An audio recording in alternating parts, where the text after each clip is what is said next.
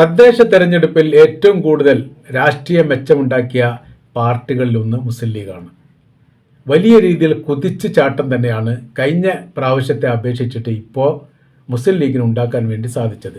അവരുടെ സാമൂഹ്യ സേവന പ്രവർത്തികളെല്ലാം ഏകോപിക്കുകയും സ്വരൂപിക്കുകയും ചെയ്തു എന്ന് മാത്രമല്ല, താഴെത്തടയിലുള്ള പ്രവർത്തകന്മാർ ഒന്നിച്ചുകൊണ്ട് ലീഗിനെ വിജയിപ്പിക്കാൻ വേണ്ടി വലിയ ശ്രമം നടത്തി. ആ വിജയം വളരെ കൃത്യതയോടുകൂടി കേരള രാഷ്ട്രീയത്തിൽ കാണാൻ വേണ്ടി സാധിച്ചു എന്നൊരു പ്രത്യേകതയുണ്ട്.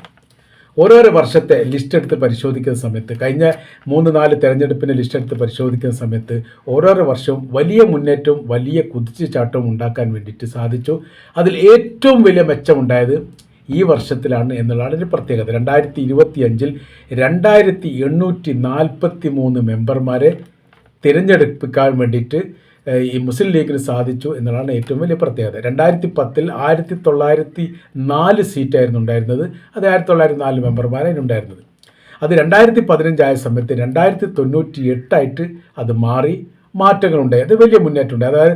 അഥവാ 2010 നിന്ന് 2015 194 സീറ്റിൻ്റെ വർധനവ് മുസ്ലിം ലീഗിന് മാത്രമുണ്ടായി എന്നുള്ളതാണ്.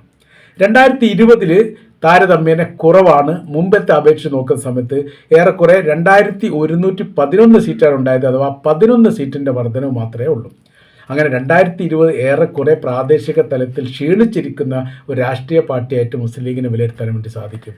അതിൻ്റെ ഇരട്ടി എന്ന് പറഞ്ഞ പോലെ തന്നെ വലിയ മാറ്റത്തോട് കൂടിയിട്ടാണ് 2025 വർഷം മുസ്ലിം ലീഗിന് ഗുണപരമായ രീതിയിൽ ഭവിച്ചത്. 2843 സീറ്റ് അവർക്ക് നേടാൻ സാധിച്ചു. അഥവാ 2020 അപേക്ഷിച്ച് 732 സീറ്റിൻ്റെ വർധനവ് നിലനിർത്താൻ സാധിച്ചു, അല്ലെങ്കിൽ ഉണ്ടാക്കാൻ വേണ്ടി സാധിച്ചു എന്ന് പറയുന്നത് കേരള രാഷ്ട്രീയത്തിൻ്റെ ചരിത്രത്തിൽ മുസ്ലിം ലീഗിനെ സംബന്ധിച്ചിടത്തോളം ആദ്യമായിട്ടുണ്ടായതാണ് എന്നൊരു പ്രത്യേകതയുണ്ട്. ഇനി മലപ്പുറം ജില്ല എടുത്ത് പരിശോധിക്കുന്ന സമയത്ത് മലപ്പുറം ജില്ലയിൽ വലിയ കുതിച്ചുചാട്ടം ഉണ്ടാക്കാൻ വേണ്ടി സാധിച്ചു. അത് ലീഗിന് സാധിച്ചിട്ടുണ്ട്, UDF സംവിധാനത്തിന് സാധിച്ചിട്ടുണ്ട് എന്നുള്ളതാണ്. അഥവാ ജില്ലാ പഞ്ചായത്ത് നോക്കുന്ന സമയത്ത് ജില്ലാ പഞ്ചായത്തിൽ മുഴുവൻ സീറ്റും മുസ്ലിം ലീഗിന് അല്ലെങ്കിൽ UDF മുന്നണിക്ക് വാങ്ങിയ ഒരു ചരിത്രപരമായിരിക്കുന്ന വർഷമാണ് 2025. 33 സീറ്റാണ് അവിടെ ഉള്ളത്. അതിൽ 33 സീറ്റും UDFൻ്റെതാണ്. 23 മുസ്ലിം ലീഗ്, 10 കോൺഗ്രസ്. അങ്ങനെ പ്രതിപക്ഷമില്ലാത്ത ഒരു ഭരണ സംവിധാനമായി യഥാർത്ഥത്തിൽ മലപ്പുറം ജില്ലാ പഞ്ചായത്ത് മാറി. ഇനി ബ്ലോക്ക് പഞ്ചായത്തിലേക്ക് എത്തുന്ന സമയത്ത് UDFന് കിട്ടിയത് മൊത്തം സീറ്റ് 32. അതിൽ UDFന് 27 സീറ്റ് UDFൻ്റെതാണ്. LDFന് 5 മാത്രമേ ഉള്ളൂ. അവിടെയും വലിയ മാറ്റം ഉണ്ടാക്കാൻ പറ്റും. ബ്ലോക്ക് പഞ്ചായത്ത് എന്ന് പറയുന്ന സമയത്ത് 15 ബ്ലോക്ക് പഞ്ചായത്താണ് മലപ്പുറം ജില്ലയിലുള്ളത്. 15-ൽ 12 UDFൻ്റെ കൈവശത്തിലാണ്. ഇനി ഗ്രാമപഞ്ചായത്ത് നോക്കുന്ന സമയത്ത് 94 ഗ്രാമപഞ്ചായത്താണ് മലപ്പുറം ജില്ലയിൽ ആകെ ഉള്ളത്. അതിൽ 87 UDF നേടി. 4 മാത്രമാണ് LDFനുള്ളത്. ബാക്കി 3 സ്വതന്ത്രന്മാരാണ് പഞ്ചായത്ത് ഭരിക്കുന്ന രീതിയിലുള്ള സംവിധാനങ്ങളിലേക്ക് എത്തിയത്. അപ്പോൾ 94-ൽ നിന്ന് 87 എന്ന് പറയുന്ന സമയത്ത് ഏകദേശം 90% എന്ന് തന്നെ പറയാൻ വേണ്ടി സാധിക്കും. അത്രയും നേടാൻ വേണ്ടി സാധിച്ചു എന്നതാണ്. ഇനി മുനിസിപ്പാലിറ്റിയിലേക്ക് വരുന്ന സമയത്ത് 12 മുനിസിപ്പാലിറ്റിയാണ് മലപ്പുറം ജില്ലയിലുള്ളത്. അതിൽ 11 UDFൻ്റെ കൈവശത്തിലാണ്. ഒരു മുനിസിപ്പാലിറ്റി മാത്രമാണ് LDFൻ്റെ ഉള്ളത് എന്ന് ചുരുക്കം. അഥവാ രാഷ്ട്രീയ കേരളത്തിൽ ഏറ്റവും കൂടുതൽ മുന്നേറ്റം ഉണ്ടാക്കിയതിൽ മുസ്ലിം ലീഗിന് വലിയ പങ്കുണ്ട്. 1-ാം സ്ഥാനത്തുള്ളത് കോൺഗ്രസ് ആണ്. കോൺഗ്രസ് വലിയ രീതിയിലുള്ള വിപ്ലവകരമായിരിക്കുന്ന മാറ്റങ്ങൾ ഉണ്ടാക്കി. പിന്നീട് CPM ആണ്. പിന്നെ മുസ്ലിം ലീഗ് വന്നു. പിന്നീടാണ് CPI ബാക്കിയുള്ള കാര്യങ്ങളൊക്കെ പോകുന്നത്. ഇപ്പോൾ വരാൻ പോകുന്ന നിയമസഭയുമായിട്ട് ബന്ധപ്പെട്ട് വലിയ രീതിയിലുള്ള ചർച്ചാ സംബന്ധമായിരിക്കുന്ന കാര്യം ഇപ്പോൾ തന്നെ ആരംഭിച്ചു. അതിൻ്റെ കാര്യം എന്ന് പറഞ്ഞാൽ ഇപ്പോൾ തന്നെ അതിനുള്ള സംവിധാന കാര്യങ്ങൾ ഒരുക്കിയെങ്കിൽ മാത്രമേ ആ സമയത്ത് കിട്ടൂ എന്നുള്ള ചുരുക്കം. അതിന് കേരള കോൺഗ്രസ് മാണി ഗ്രൂപ്പിൻ്റെ ഈ ജോസ് കെ മാണിയെ UDFലേക്ക് ക്ഷണിച്ചുകൊണ്ടുള്ള ഒരു പരസ്യ കത്ത് തന്നെ, അല്ലെ പരസ്യ ക്ഷണം തന്നെ UDF നടത്തിയിരിക്കുന്നു. അതൊരു അനിവാര്യമായിരിക്കുന്ന കാര്യമാണ് എന്ന് കഴിഞ്ഞ പ്രാവശ്യം തന്നെ പറയപ്പെട്ടിരുന്നു. കാര്യം മാണി ഗ്രൂപ്പ് യഥാർത്ഥത്തിൽ UDFനോടൊപ്പം ചേർന്ന് എല്ലാ കാലത്തും നിൽക്കേണ്ടവരാണ്. അതിൻ്റെ കാര്യം UDF എന്ന് പറയുന്ന സംവിധാനം ഉണ്ടാക്കിയതിൽ പ്രധാനമായിരിക്കുന്ന കക്ഷിയായിരുന്നു കെ മാണി എന്ന് പറയുന്ന ആൾ. അവർക്ക് അദ്ദേഹത്തിൻ്റെ മരണം വരെ UDFനോടൊപ്പം ചേർന്ന് നിന്നു. അദ്ദേഹമായിട്ട് ബന്ധപ്പെട്ടാണ് നിയമസഭയിൽ ഒരുപാട് വിഷയകാര്യങ്ങളൊക്കെ ഉണ്ടായത്. നിയമസഭ തച്ചു പൊളിക്കുന്നതുമായിട്ട് ബന്ധപ്പെട്ട കാര്യത്തിലേക്കൊക്കെ എത്തിയത് കെ മാണി ധനമന്ത്രിയായിരിക്കുന്ന സമയവുമായിട്ട് ബന്ധപ്പെട്ടതാണ്.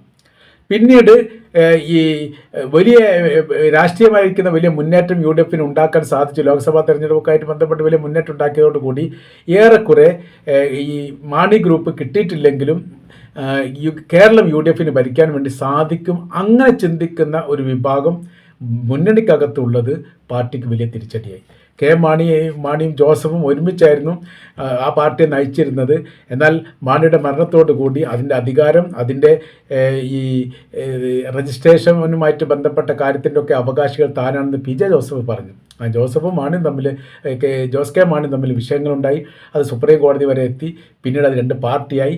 ഒരു പാർട്ടിയിൽ ആളില്ലാത്ത ഒരു പാർട്ടിയുടെ നേതൃത്വമായിരിക്കുന്ന ആളുകൾ മാത്രമുള്ളത് യു ഡി എഫിലേക്ക് ചേർന്നു. ആളുകൾ മാത്രമുള്ളത്, നേതൃത്വം കുറവായിരിക്കുന്ന ജോസ് കെ മാണിയുടെ പാർട്ടിയുടെ വിഭാഗങ്ങൾ എൽ ഡി എഫിൽ ചേർന്നു. അതുകൊണ്ട് എൽ ഡി എഫിന് മുന്നേറ്റം ഉണ്ടാക്കാൻ സാധിച്ചു. പി ജെ ജോസഫിനെ സംബന്ധിച്ചിടത്തോളം അയാൾ കുറച്ച് പേര്, ഒരു സംഘം മാത്രമാണുള്ളത്. അയാളൊരു നിർണായക കക്ഷിയല്ല. കാര്യം ആളുകളില്ല, നേതാക്കന്മാരെ മാത്രമേ ഉള്ളൂ. അവരിതിൽ പിടിച്ചു തൂവുകയും ചെയ്തു. അന്ന് തന്നെ ജോസ് കെ മാണിയാണ് യഥാർത്ഥത്തിൽ യു ഡി എഫിലേക്ക് കൊണ്ടുവരേണ്ടത്.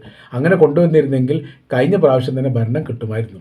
അപ്പോൾ അമിതമായിരിക്കുന്ന പ്രതീക്ഷ, അമിതമായിരിക്കുന്ന ആഗ്രഹം കിട്ടുമെന്നുള്ള വിശ്വാസം, പ്രത്യേകിച്ച് 2ാം ഘട്ടത്തിൽ കേരള രാഷ്ട്രീയത്തിലൊക്കെ അപൂർവമായിട്ടാണ് തുടർ ഭരണം കിട്ടുക എന്നുള്ളത്. അങ്ങനെ സാധാരണ സംഭവിക്കാറില്ല, മാറി മാറി വരാറുള്ളതാണ്. കഴിഞ്ഞ പ്രാവശ്യം പിണറായി വിജയൻ 2ാം ഘട്ട ഭരണവും കിട്ടി. ആ ഭരണത്തിലൊക്കെ വലിയ രീതിയിൽ ആഗ്രഹം ഉണ്ടായിരുന്നു, ഈ കേരള കോൺഗ്രസ് ഇല്ലെങ്കിൽ പോലും വിജയിച്ചെടുക്കാൻ വേണ്ടി സാധിക്കും എന്നുള്ളത്. പക്ഷേ തിരിച്ചടി ഉണ്ടായി. ഇപ്പോൾ അതിൽ നിന്ന് പാഠം ഉൾക്കൊണ്ടുകൊണ്ട് ഈ വിജയങ്ങളെല്ലാം യഥാർത്ഥ മുനിസിപ്പാലിറ്റിയുമായിട്ട് ബന്ധപ്പെട്ട ഇപ്പോഴത്തെ തദ്ദേശ സ്വയംഭരണ തെരഞ്ഞെടുപ്പുമായിട്ട് ബന്ധപ്പെട്ട യു ഡി എഫിൻ്റെ ഈ രാഷ്ട്രീയത്തിലെ വലിയ വിജയം യഥാർത്ഥത്തിൽ വരാൻ പോകുന്ന നിയമസഭയിൽ ക്ഷീണമാണ് ഉണ്ടാക്കുക. രാഷ്ട്രീയമായിട്ട് വിലയിരുത്തുന്ന സമയത്ത് അത് വലിയ ഗുണമല്ല, ക്ഷീണമാണ്. കാര്യം എന്ന് പറഞ്ഞാൽ കിട്ടുമെന്ന് പ്രതീക്ഷയോടുകൂടി അധ്വാനിക്കാത്ത രീതിയിൽ ശമ്പളം പറ്റാൻ വേണ്ടി ഇരിക്കുന്ന വിഭാഗമായിട്ട് പ്രവർത്തകന്മാർ മാറും. ഇത്രയൊക്കെ കിട്ടിയിട്ടുണ്ടല്ലോ. ഇപ്പം നിലവിലെ കണക്ക് നോക്കുന്ന സമയത്ത് 80 സീറ്റിലധികം ഇപ്പോഴത്തെ ഈ വിജയ ശതമാനം കൂട്ടുന്ന സമയത്ത് ഈ നിയമസഭയിലേക്ക് MLA ഉണ്ടാക്കാൻ വേണ്ടിയിട്ട് യു ഡി എഫിന് സാധിക്കും. 80 മുതൽ 85 വരെ. അത് ശരിക്കും കുറച്ചുകൂടി ഈ ഭാഗ്യം കിട്ടുകയാണെങ്കിൽ 90 വരെ ആവാമെന്ന് പറയും. ചില റിപ്പോർട്ടിനകത്ത് 100 വരെ പറയുന്നു. 140 100ഉം കിട്ടുന്ന രീതിയിലേക്ക് കാര്യങ്ങൾ പോയിട്ടുണ്ട് എന്നുള്ളതാണ് കാണുന്നത്. അപ്പോൾ അങ്ങനത്തെ ഒരു സ്ഥിതി ഉണ്ടാകുന്ന സമയത്ത് പ്രവർത്തകന്മാർക്ക് വലിയ അധ്വാനം ഇല്ലാത്ത രീതിയിൽ ഒരു മടിയന്മാരാകുന്ന രീതി കാര്യങ്ങൾ വരും. അതുകൊണ്ട് ഈ വിജയങ്ങൾ അങ്ങനെ തന്നെ നിയമസഭയിലേക്ക് പ്രതിഫലിക്കും എന്നുള്ള അഭിപ്രായം നിലവിലിപ്പോൾ യു ഡി എഫിനില്ല. കാര്യം കഴിഞ്ഞ 2 പ്രാവശ്യത്തെ നിയമസഭാ തെരഞ്ഞെടുപ്പുമായിട്ട് കമ്പയർ ചെയ്ത് നോക്കുന്ന സമയത്ത് ഇങ്ങനെയാണ് അതിൻ്റെ ഉത്തരം കിട്ടുന്നത് എന്ന് ചുരുക്കം. അപ്പോൾ അത് ശ്രദ്ധയോടുകൂടി കൈകാര്യം ചെയ്യാൻ വേണ്ടിയിട്ട് യഥാർത്ഥത്തിൽ ജോസ് കെ മാണിയെ സംബന്ധിച്ചിടത്തോളം അയാൾ യു ഡി എഫുമായിട്ട് വിട്ടുപോയത് കൊണ്ട് വലിയ രാഷ്ട്രീയമായിരിക്കുന്ന ഗുണമൊന്നും അയാൾക്കുണ്ടായിട്ടില്ല, അയാളുടെ പാർട്ടിക്കും ഉണ്ടായിട്ടില്ല. ആ പാർട്ടി തന്നെ നേതാക്കന്മാർ തമ്മിൽ ഒരുപാട് അഭിപ്രായ വ്യത്യാസം ഉണ്ടാവുകയും സ്വന്തം സ്ഥാനാർത്ഥിയായിട്ട് മത്സരിക്കുകയും പരാജയപ്പെടുകയും കുറേ വിഷയങ്ങൾ ഉണ്ടായിട്ടുണ്ട്. എന്നാൽ യു ഡി എഫിന് അത് വലിയ രീതിയിലുള്ള നഷ്ടങ്ങൾ, ആ മേഖല കോട്ടയം മേഖലയൊക്കെ കേന്ദ്രീകരിച്ചുകൊണ്ട് വലിയ നഷ്ടങ്ങൾ യഥാർത്ഥത്തിൽ യു ഡി എഫിന് ഉണ്ടാവുകയും ചെയ്തിട്ടുണ്ട്.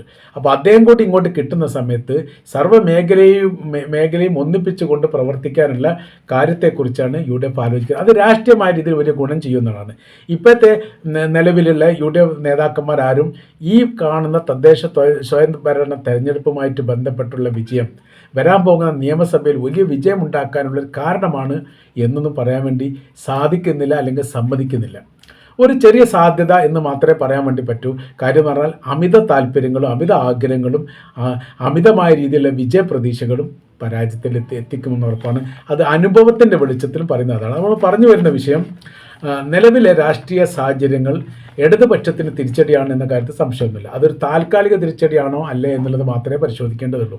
ഒരു പക്ഷേ ഇത് താൽക്കാലിക തിരിച്ചടിയാണെങ്കിൽ ഭാവി വലിയ പ്രശ്നത്തിലും വലിയ പ്രയാസത്തിലും യു ഡി എഫ് എത്തും. അത് എത്താതിരിക്കണമെങ്കിൽ ഏറ്റവും ലളിതമായ രീതിയിൽ ചെയ്യാൻ പറ്റുന്ന കാര്യമെന്ന് പറയുന്നത് മുന്നണി ബന്ധങ്ങളും പാർട്ടി പ്രവർത്തകന്മാരെ ഇപ്പം തന്നെ സജീവമാക്കി സ്റ്റെപ്പ് ബൈ സ്റ്റെപ്പായിട്ട് പ്രവർത്തന മേഖലയിലേക്ക് ഇറങ്ങണം എന്നുള്ളതാണ്. ഇപ്പം അധ്വാനിച്ചെങ്കിൽ മാത്രമേ നിയമസഭയിലേക്ക് എത്തുന്ന സമയത്ത് പ്രതിഫലിക്കൂ എന്നുള്ള കാര്യം ഉറപ്പാണ്.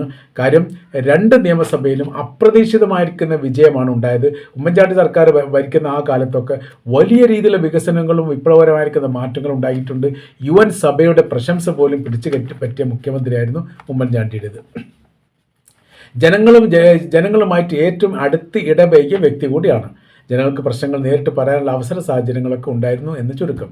എന്നാൽ ഇലക്ഷൻ്റെ ഏറ്റവും അവസാന ഭാഗത്തേക്ക് പിന്നീട് കുറേ വിവാദ വിഷയങ്ങളൊക്കെ ഉണ്ടായി.